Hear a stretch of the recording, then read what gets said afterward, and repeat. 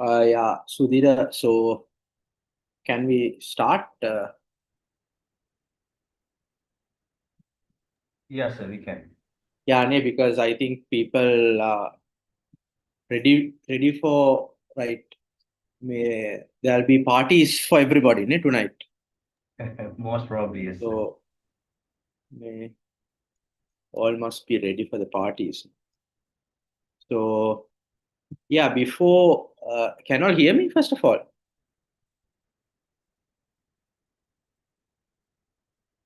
Yeah, we can hear this. Can hear, no, crystal clear. Okay. So uh, yeah, so I think first before going on, how was your theory paper? Guys who came to our theory class, how was it?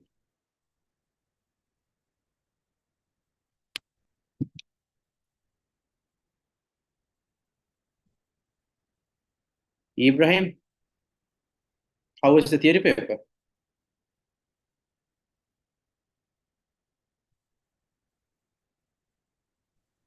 Sir, I'm haven't joined. Like I didn't do ERPM the You didn't theory do part. this. I am still You didn't. yeah, Ah, right. So six you years to the just so you just came for the this thing, right? yeah. So yeah. So it's okay, irrespective of this thing, you can learn something. And what you all need to remember is like theory and this Osce thing, they are completely two different things.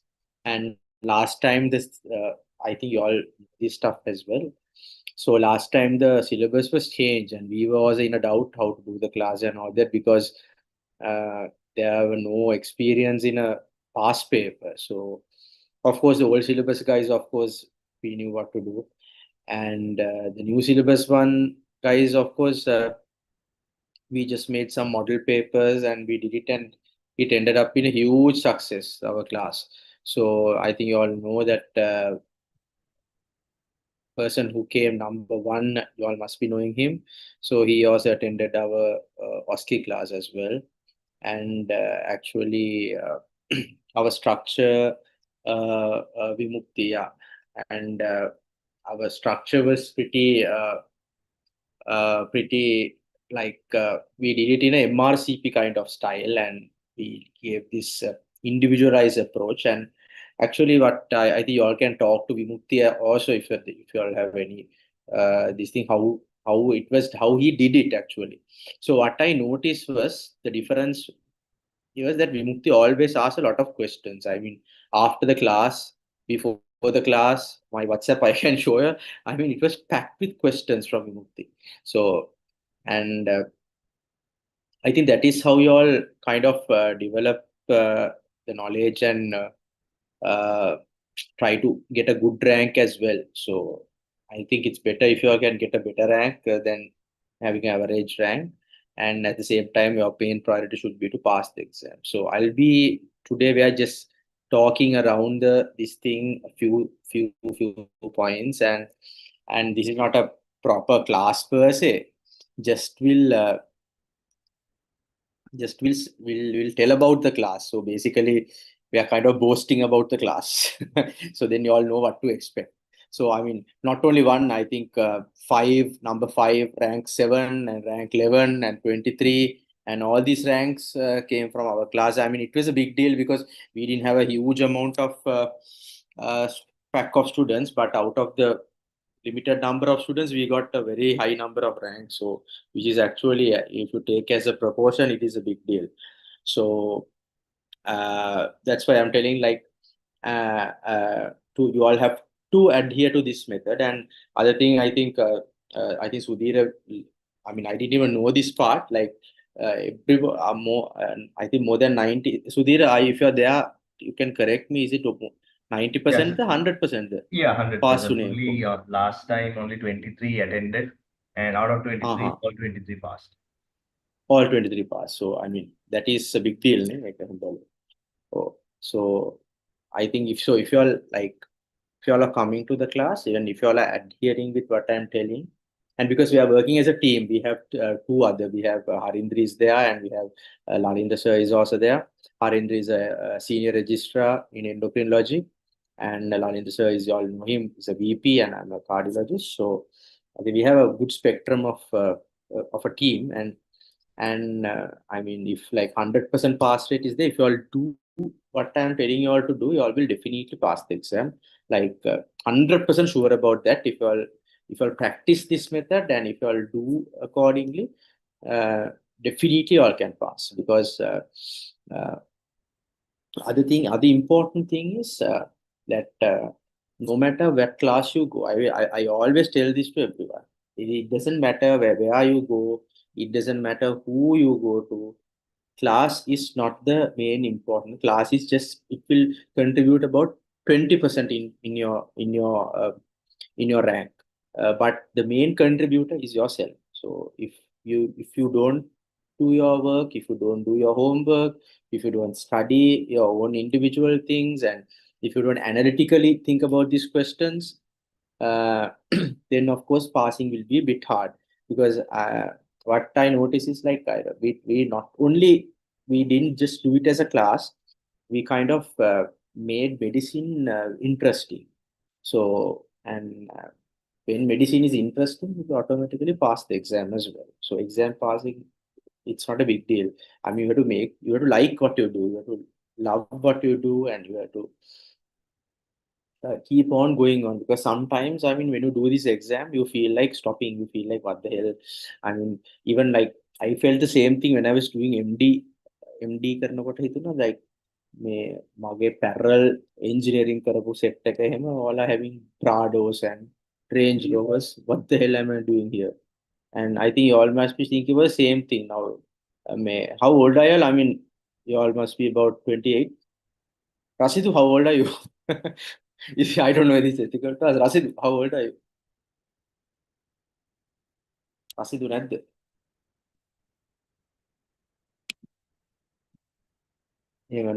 Not good to ask the age like that.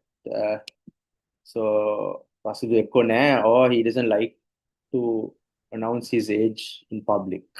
So anyways, you all will be about 28, I think. I assume you all will be about somewhere around 28, 27, 30. So, I mean, බැලුවම අනිත් කරන කට්ටිය, they earn money actually. So you all are still studying.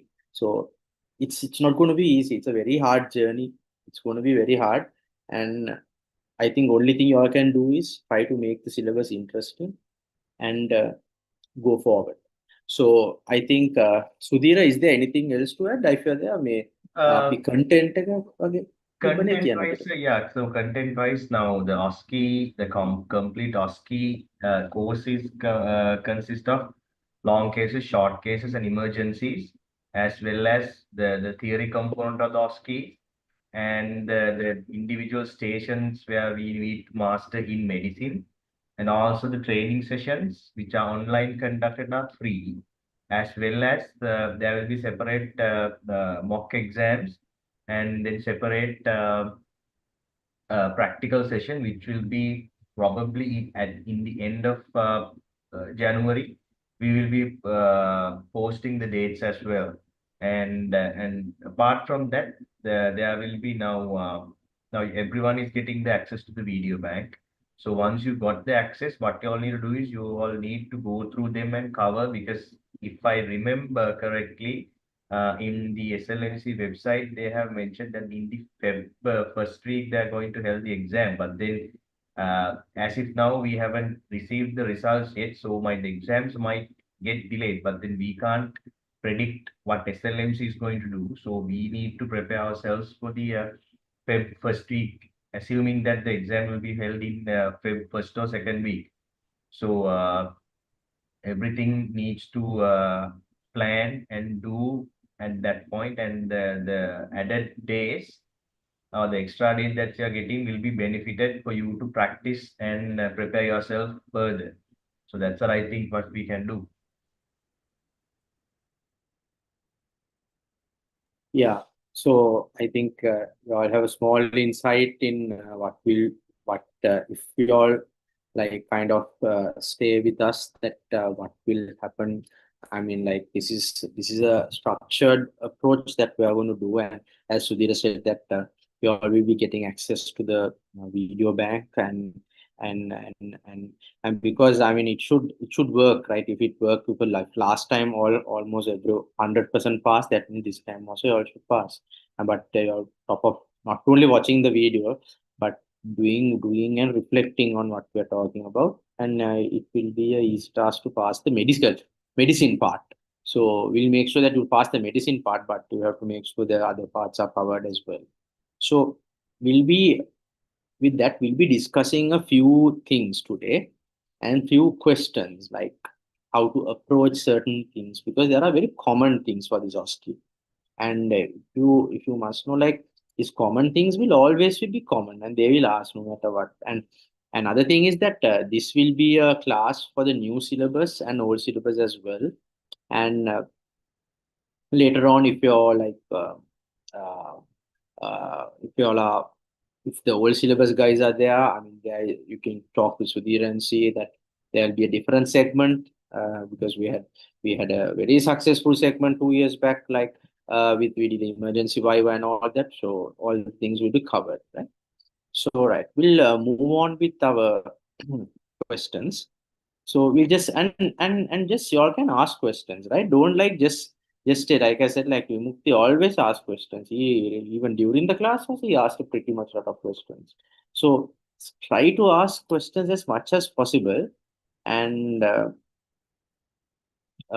more you ask, more you. I mean, even it will be beneficial for others as well. But if you're shy to ask questions, there is chat is there, so you can just type a message and keep and ask the question as well, right?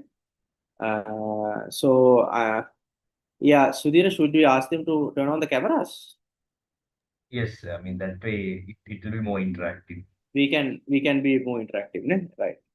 So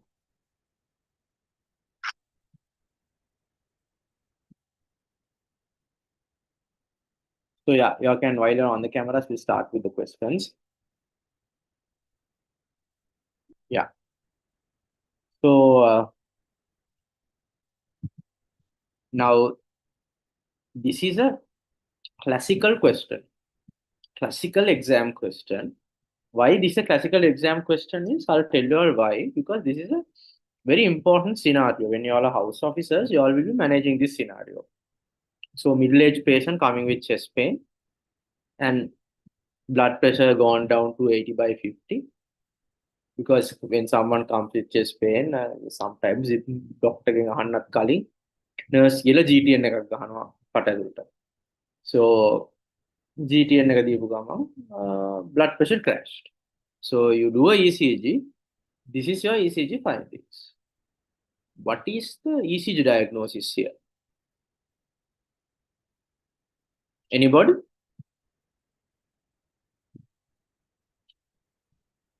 Pavindya? Questions is අහනවා ඉදර ඉట్లా පොඩ්ඩක් මුල් ටිකේ අහනවා ඊට පස්සේ questions අහන interest එක පොඩ පොඩ අඩු වෙනවා as the class goes along. ඊට පස්සේ මම answers ටික කියනවා. So I think it's better to be interactive than non-interactive. So anybody can answer if you all want. බය වෙන්න එපා, නිකන් කෙලින්ම you can answer. No one will eat you. Let Yes?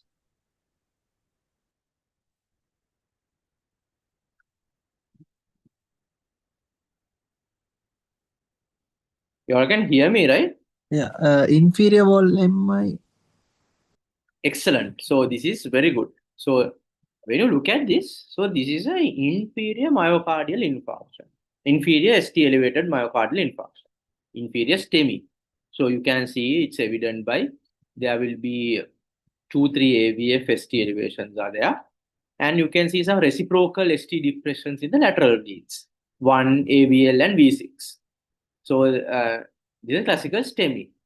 Now the question is why the blood pressure dropped, right? So after giving GTN, and if you see this ECG pattern, it is a classical pattern. So lead 3 ECG is more than lead 2. So if 3 is more than 2, you have to suspect this patient is having a right ventricular infarction. We call it as a RV infarction when lead 3 is more than lead 2. You can see it here. And so then you have to think, why can there be a right ventricular infarction? Because it is important difference. Generally, with inferior STEMIs, you can get right ventricular infarctions. Because why is that? Generally, the right coronary artery is the one which supplies the right ventricle and the inferior border of the left ventricle. So when there is a myocardial infarction in the right coronary artery, you can get inferior lead STEMIs, along with there can be a right ventricular infarction. So when there's a right ventricular infarction, what happens is now the right ventricle cannot pump blood. So as a result, there will be blood accumulating in the right ventricle, and right ventricular blood will not go to the left side because it's not constricting. Therefore, the blood pressure will drop a bit below, obviously. What happens when you give nitrates is the nitrates will cause vasodilatation. It will cause venodilatation as well. And when there is vasodilatation, there will be less amount of blood coming to the right side. So then the blood pressure will go further down. So in that case, now if you're a house officer, how can you confirm this? Very easy thing to do is you ask for a V4R ECG lead. V4R ECG lead is, I mean, generally you keep your ECG leads in the right side, in the left side in the heart. So V4R is like where you keep the lead 4 of the chest lead, you keep it in the right side instead of the left side, and you take a ECG. So you can see here, if you take a V4R and still if there are ST elevations, yes, you can confirm that there is a right ventricular infarction as well. So when there is a right ventricular infarction, what is the management? So it is very important to remember, patient coming with STEMIs, they can have low blood pressure due to various reasons. One thing is right ventricular infarction, one causing right heart failure. Then the left ventricular severe infarction causing left heart failure.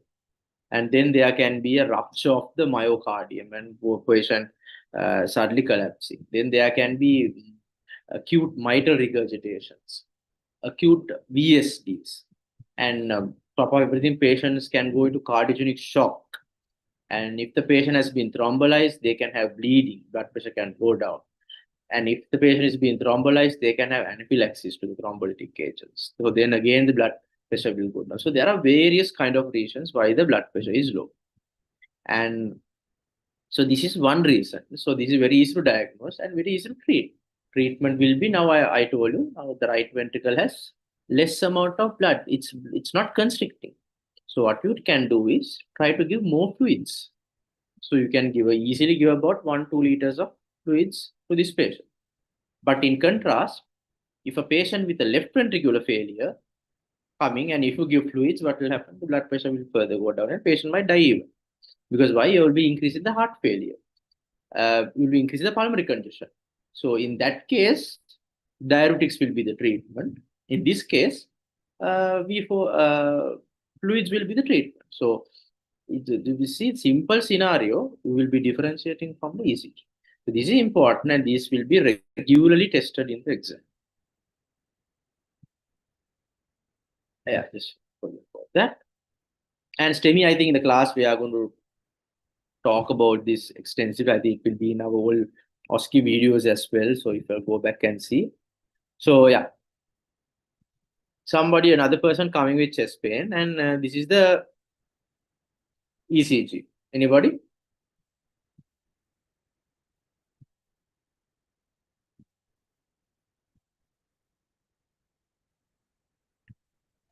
Lateral Nothing wall. to even think about. Very good, excellent. So this is a you are telling this is a, yes, very good. Actually, it's an anterolateral type of the lateral wall, because I think you told lateral wall because AVL there is ST elevation, right? And V5. Sorry, yeah. Yes, very good. So, and you can see the anterior leads are also involved. V1 to V3, there is ST elevation. So this is a anterior anterolateral ST elevated myocardial infarction. So any myocardial infarction, the golden management will be to do percutaneous for a reintervention. That means to do primary PCI will be the best mode of management. If primary PCI is not available, then of course you have to consider thrombolytic therapy.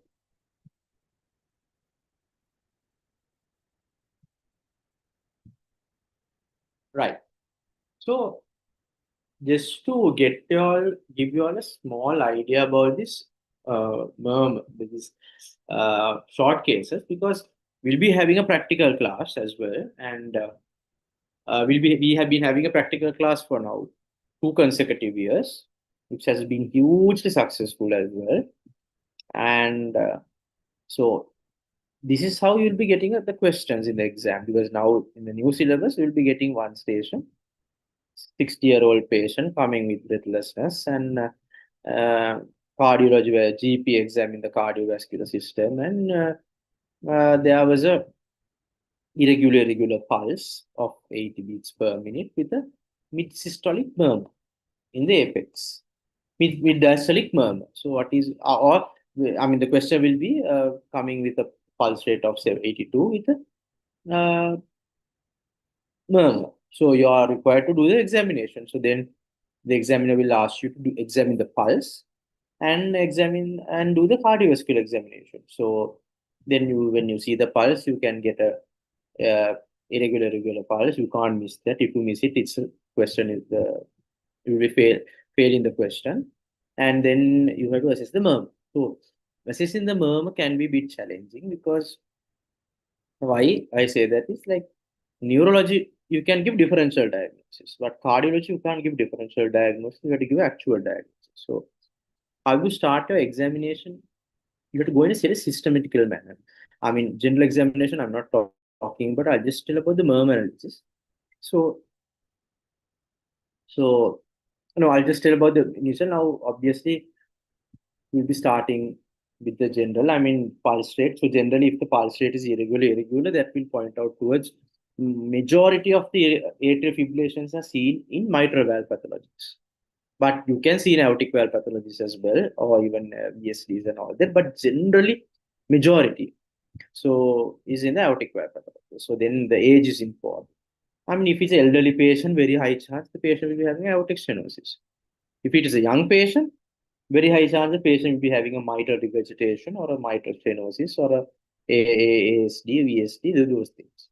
Middle-aged patients can have ischemic MRs, and a tall guy with like kind of marfanoid features, high chance the patient will be having a aortic regurgitation. So you have to have a small suspicion when you look at the patient.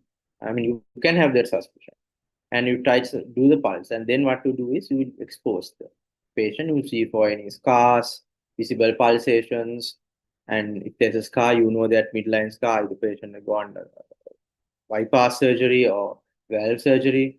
And if there's a bypass surgery, there will be other scars in other areas. If the patient had undergone any valve surgery, if it's a metallic valve, you'll be hearing the metallic click. And generally, metallic valves are used in young patients. Biological valves are used in elderly patients.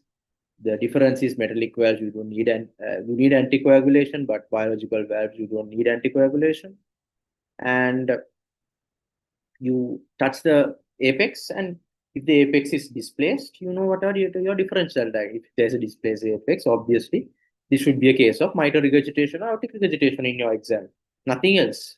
And if the apex is not shifted in the midline, in the mid-axillary, it's not shifted from the fifth intercostal space, high chance if it's a heaving apex, which can be aortic stenosis or a HOCM. HOCM will not be given for exam, so it will be aortic stenosis if it's a heaving apex.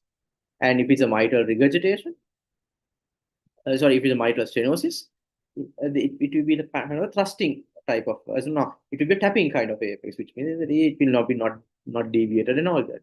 And when you're touching the pulse also, you might get a clue. So when there's a stenotic murmur like aortic stenosis or mitral stenosis, the pulse will be a low volume. But in contrast, if you get a murmur like aortic regurgitation, the pulse will be a massively bounding pulse. So small things you can come to a conclusion. And then you go with the uh, you look for in the palpation the apical beast, and you look for any parasternal heaves and all that if there's pulmonary hypertension. So that, and then you auscultate. So when you auscultate, first you auscultate the apex. Apex, you turn the stethoscope. First you it's in a normal manner, and if there's a murmur heard in the apex, there'll be two murmurs basically. One will be if there's ejection systolic murmur best heard in the apex radiating to the same intensity towards the apex axilla, it will be a mitral regurgitation. And if there is a diastolic murmur in the apex, mid diastolic murmur, mitral stenosis. So generally for your exam, those two will be the possibilities murmurs in the apex. But sometimes these VSDs and aortic stenosis murmurs can kind of radiate towards the apex as well, especially if the aortic stenosis is radiating everywhere in the body, you call that as a Galavardian phenomenon. And then, of course, in the lower sternal edge, commonest murmur you hear for the exam you'll be giving is a VSD. VSD murmurs are very easy to identify. It will be in the left lower sternal edge. The harsh systolic, pansystolic murmur, you can't miss it because it will be here. You can hear everywhere in the apex the same murmur. There's no particular radiation, but it will be best heard in the left lower sternal edge, but it will be everywhere else as well. And same time, you can sometimes hear a tricuspid regurgitation murmur in the left lower sternal edge.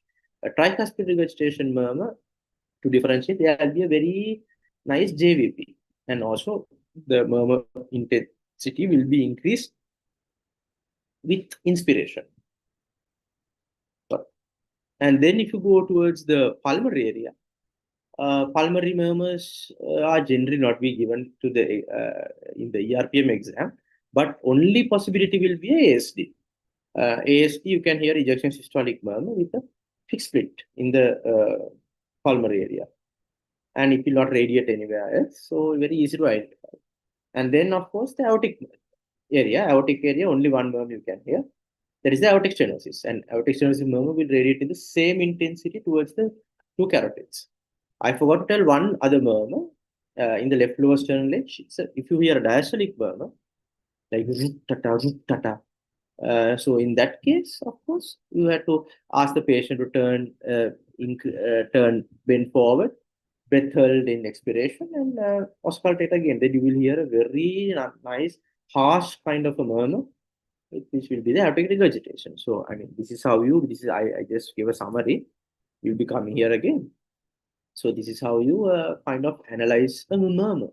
Very simple. I mean, you have to need some practice. You have to see patients. In other words, so if you see more patients, I mean, it will be very easy to do this exam, right? So any questions up to that point? බොරුවට හරි අහන්න මම හරි. No? මේක ප්‍රශ්න අහන group එකක් නෙවෙයි I think. So see, never mind. So since you all have no questions, we'll go on to the next one. Next one, of course, I'll be asking questions. So I think I will give you all, just don't stress yourself, right?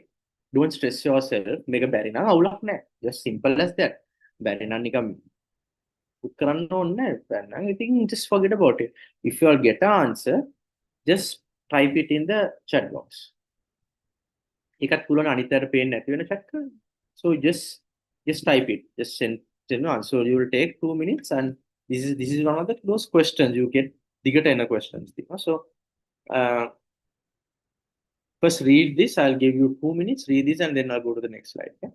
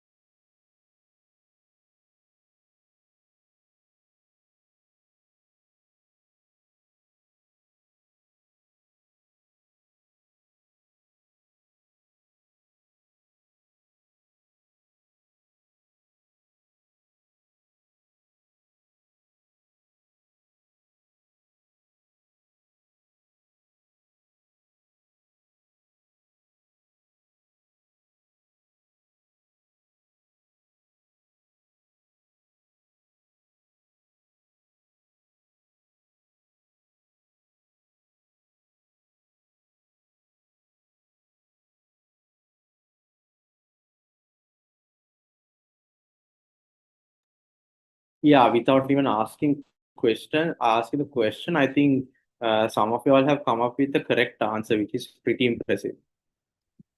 Very good. Akhil, excellent. So,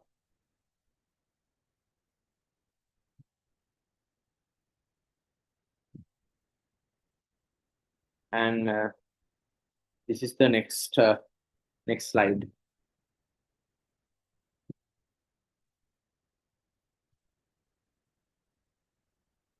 So excellent, Sanjeev. You have also answered pretty well. So then you all can see the signs. Can someone interpret the X-ray here?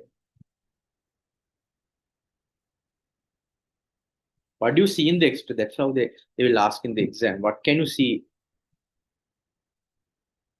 Yes, very good. Cannonball appearance, very good. So it's a classical cannonball appearance, and here obviously you see some element of clubbing here. And investigations are fine. You can see HB is increased, and also you can see the calcium is high as well, and the potassium is low. Those are the abnormalities here. So your questions are: give two explanations for serum calcium levels. Can anybody?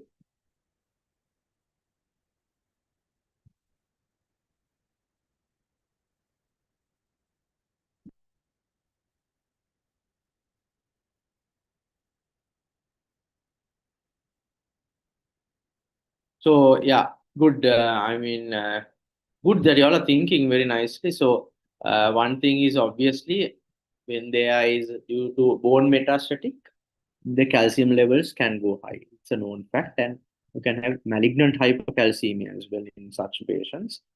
Other thing is in certain cancers they can have this paraneoplastic effects, and due to paraneoplastic, there is a PTHRP uh,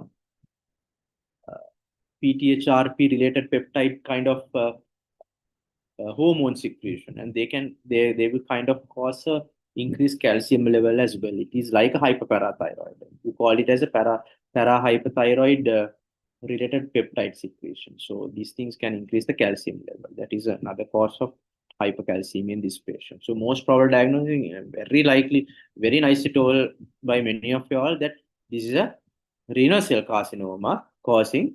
Uh, so now here how to answer this question. So if you all just answer most probable diagnosis renal cell carcinoma, you all will get half a mark.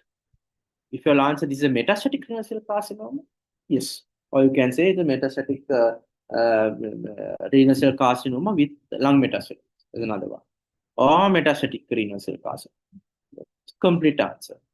So list important tests you would perform to help to achieve a diagnosis.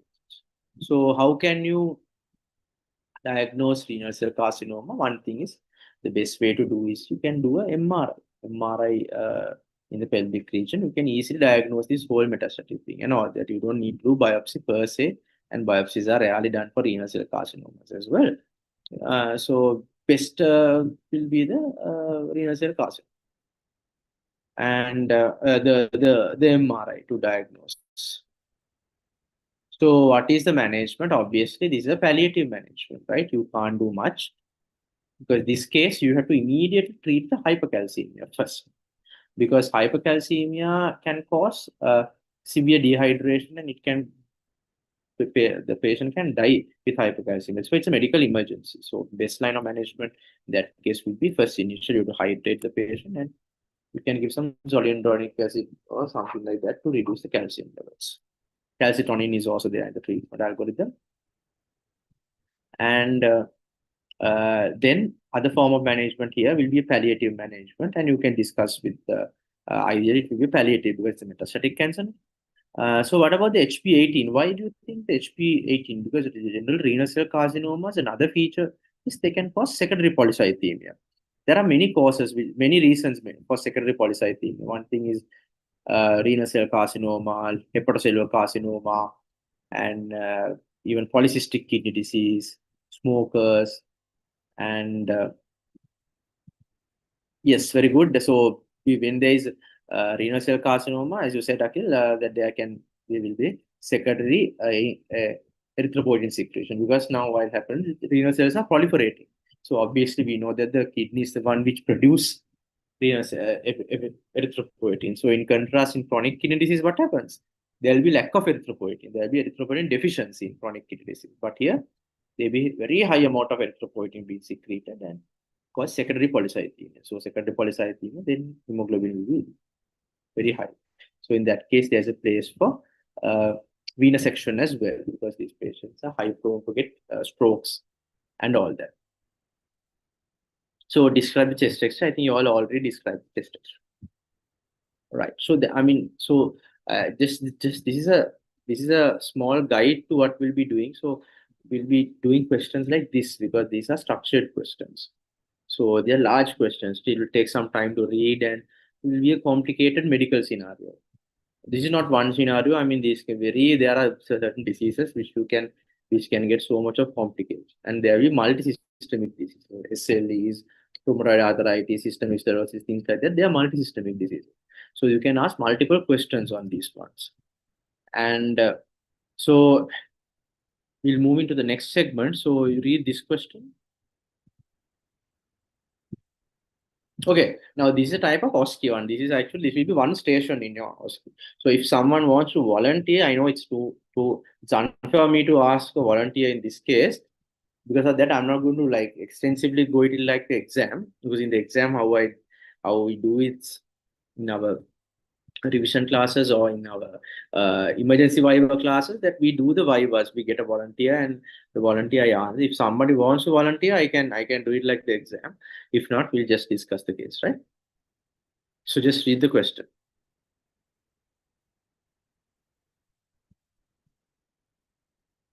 So it will be different when we are going to manage the emergency scenario. There will always a volunteer is needed. So I'll be giving you the question and I'll be asking questions like the exam. In the exam, what we do is this question will be given. Someone having breakfast and sudden upper limb weakness. So there's a face arm weakness. So obviously, there's a lesion.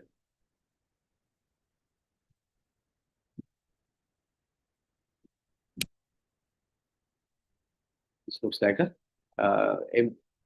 middle cerebral artery infarction. And so this is a CT. So obviously, in the questioning, I will ask you all questions like, what do you think? What are your differential time? How would you initially this patient comes to the EQ or the ward or the house of? How would you manage this patient? So you have to tell, you will quickly give a acute side bed and you will assess the airway breathing circulation and attend to it, attend especially will attend to the airway, and then immediately connect to a cardiac monitor, and you will assess the after you assess the airway breathing circulation, you will assess for the consciousness, you can assess for the GCS or the APVU score, you can put these scores and assess it. And after your assessment, you will immediately, and also what other thing is, the important thing is you have to do a blood sugar level, capillary blood sugar. So cannula, and with the cannula you take blood for full blood count, INRs, creatinines, and all that. And because you're thinking it's a stroke or ICH, because you need to be ready for anything. And then you quickly immediately do a CT scan. So CT, you find this one, and what the CT is. So you can see here there is a classical infarction, right? Most likely this is like a middle cerebral artery territory infarction. That is why this part is gone. So if it's anterior cerebral artery, it will be generally only the lower limb will be involved. So this area will be infarcted. If it's a posterior one, generally visual and cerebellar signs will be there, and this area will be involved. So based on the vascular territory, the symptoms will be different. And so as I said, you acutely you have to manage this one, and then most importantly, you have to do the NIHS score. NIHS score is to assess the severity, to grade the severity and the mortality of the stroke. So based on this NIHS score, you can decide on management. And most important thing is whether the patient came within 4.5 hours. If the patient came within 4.5 hours, and if there are no contraindications, you can refer the patient for thrombolysis. So there is an algorithm as well, and we'll be discussing this later on. And so what happens when a stroke patient comes is, so you have to attend immediately, because you can't waste a lot of time, because more the time you may waste, what happens is the ischemic penumbra. There is a ischemic penumbra, and this penumbra gets extended. Because what is the ischemic penumbra? When the stroke happens, there's obviously damaged tissue. You can't recover that. But then around the damaged tissue, there is a salvageable um, area which you cause the ischemic penumbra. What happens is, like, if the time goes, if the revascularizing time goes on, this ischemic penumbra will extend. And so what you need to do is you need to thrombolize as soon as possible if there are no contraindications.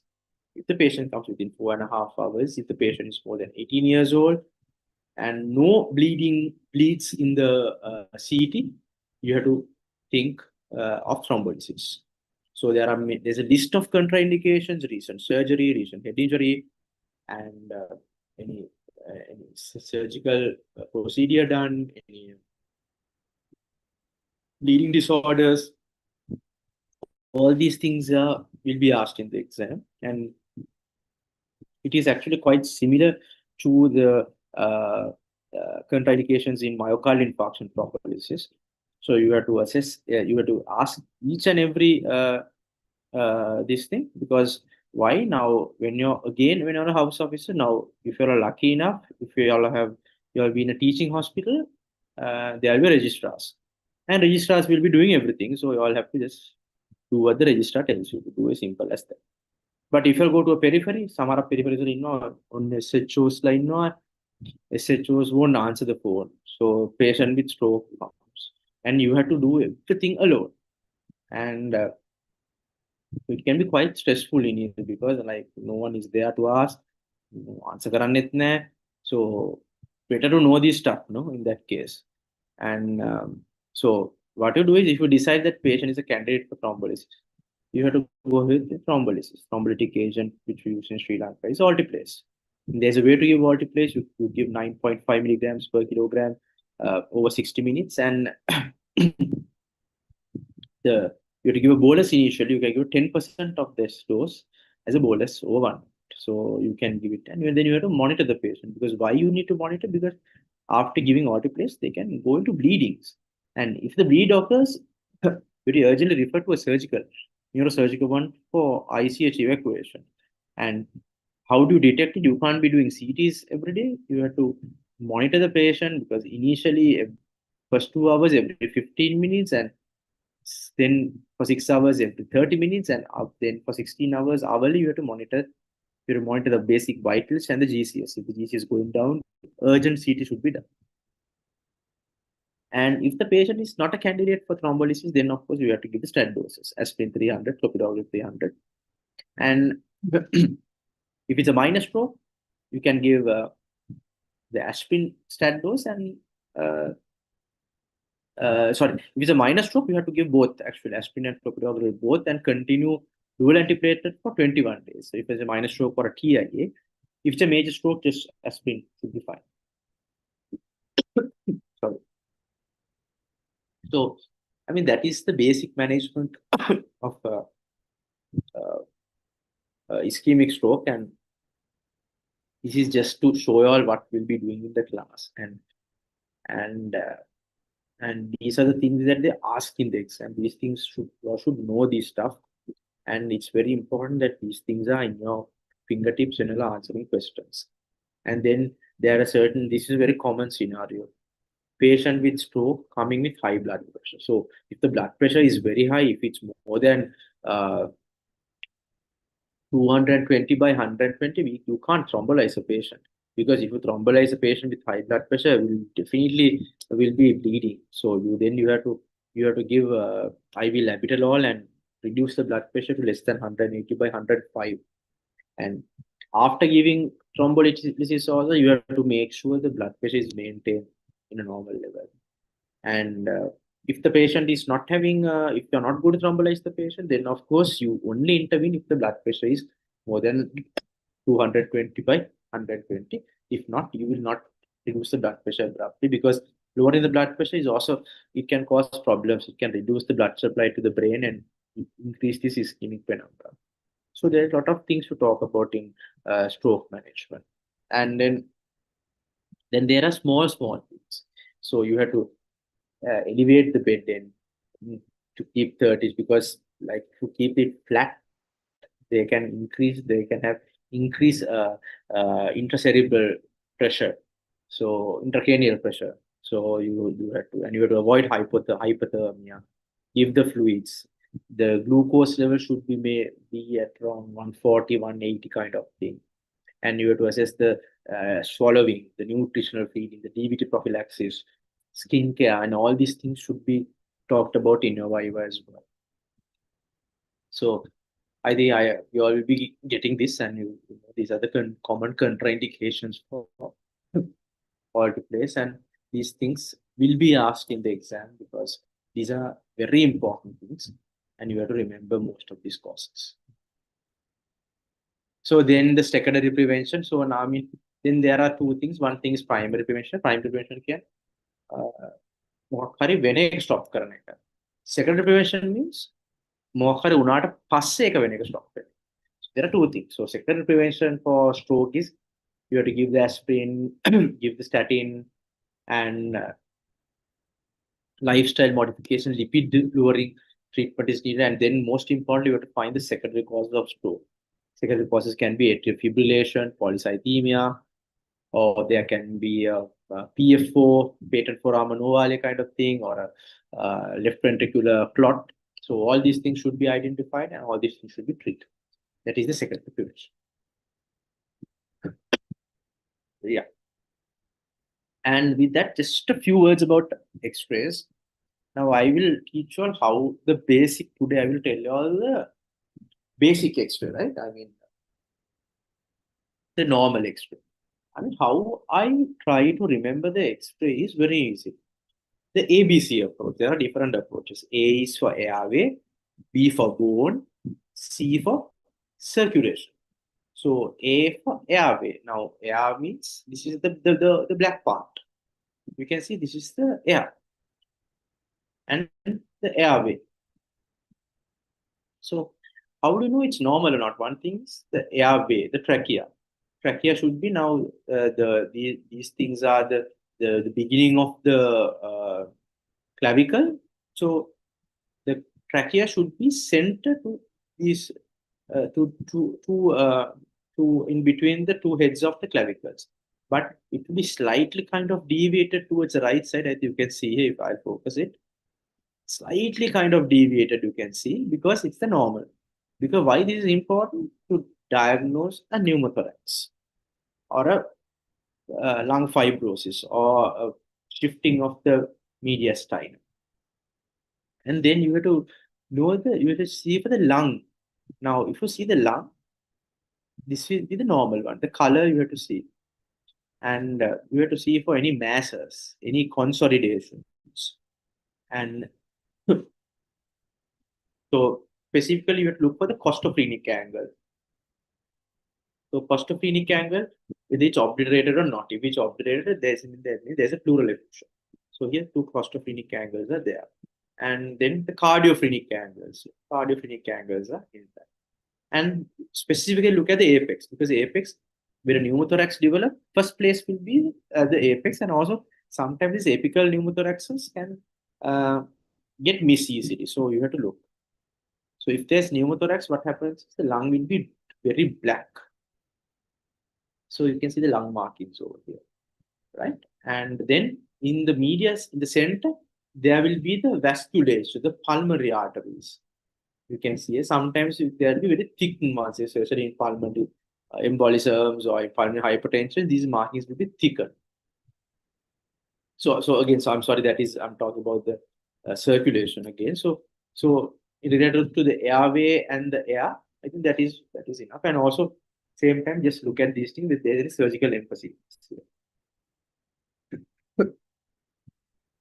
And the gas under the diaphragm is also important to remember to see when you're looking for the airway, because is a diaphragm. See whether any gas under the diaphragm. That means there is a acute abdomen or something like that. Right? A surgical emergency. Then after looking at the A, go for the B. B is for bone. Bone, you can look for the clavicles, and these are the the ribs. Ribs, you have to see about 7 or 8 ribs. If not, if you say more than 7, 8 ribs, then you have to think about sorry, you have to think about any emphysematous condition or COPD kind of condition. And the ribs you can easily, if you have to always see whether the border is intact. Sometimes there can be rib erosions or rib fractures. Rib erosions will be seen in lung cancers and all that. So you have to very carefully look at the ribs. And then sometimes if the X-ray, generally you have to see the, now this is over penetrated one, because you can't see the spine here. Generally you have to, in a perfect X-ray, you have to see the spine underneath as well, right? And then the rotation in the spine, in the spinal cord, you can see the spinous processes, and these spinous processes should be in equal distance to the clavicular head. If it's not equal distance, that means the X-ray is rotated as well. If the X-ray is rotated, it's not easy to interpret, because the heart can be large, other structures can see in a very abnormal fashion. So those are the bones. Once you see the bones, then you go for the vasculature, mainly the heart. You have to see whether the distance of this the transverse distance towards this distance, if the heart body is enlarged or not. In that case, it will be cardiomegaly. And just as I told before, the pulmonary vasculature. And so you can see here the aortic knuckle as well. So in the abdomen wise, of course, you can see the stomach and the spleen. So I think that is the basic ECG, chest X-ray. And ribs, of course, there will be anterior and posterior ribs. That means how the rib connects. So you have to not confuse when you're counting the ribs. Don't confuse it, the anterior and the posterior ribs. And then, of course, you have to know the lobes. Lobes are very important when you're telling what kind of pneumonia, what kind of fibrosis, what kind of where the tumor is. So the right side, there are 3: upper, middle, and lower. And if you see a lateral type of X-ray, there will be oblique fissure and horizontal fissure. And the oblique fissure and the horizontal, between the two oblique and the horizontal fissures, will be the middle zone. And then another important thing is the lingular lobe is present in. Now, generally in the left side, we know from small days onwards, it's the left upper and the left lower lobe. But here there's a small lingular lobe. And the lingular lobe, there can be this lingular pneumonias and all that. Just keep it in your mind. We'll be talking about it in future classes as well. So I just gave a brief small thing about X-rays and ECGs and all that. Do you have any questions up to now, up to that point?